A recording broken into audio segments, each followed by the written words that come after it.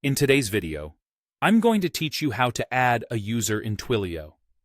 Whether you're managing a small team or handling a larger organization's communication needs, adding users efficiently is crucial to maintaining smooth operations.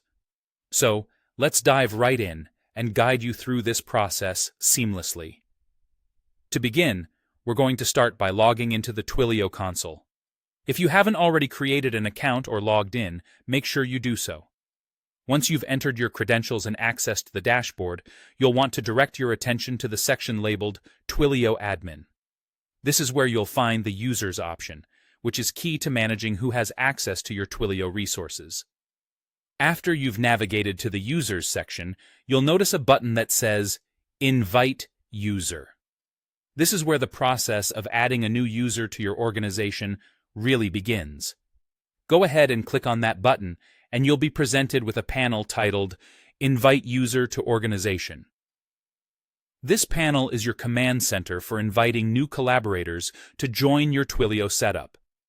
In this panel, you'll need to enter the email address of the person you want to add.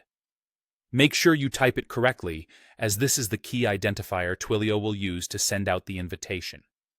It's important to communicate with the user beforehand so that they know to expect this invite, especially since it could end up in their spam or promotions folder if they're not looking for it.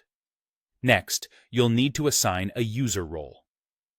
Twilio offers two primary roles for users within your organization: administrator and standard user. If you assign the administrator role, you grant the user comprehensive permissions that include managing the entire organization, its users, and all related accounts.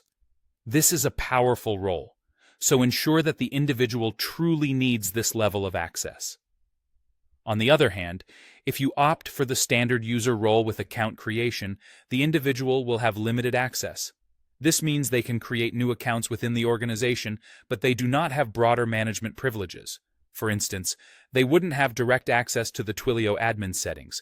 This role is suitable for users who need to focus on specific projects or tasks without changing core organizational settings. Once you've determined the appropriate role for the new user, all that's left is to finalize the invitation. Simply click the Invite User button once more.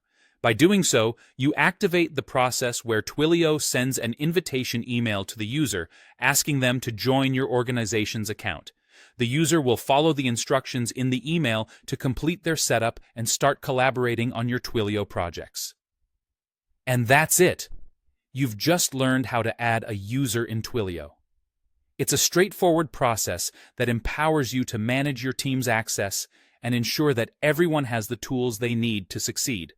Thank you for watching, and happy administering.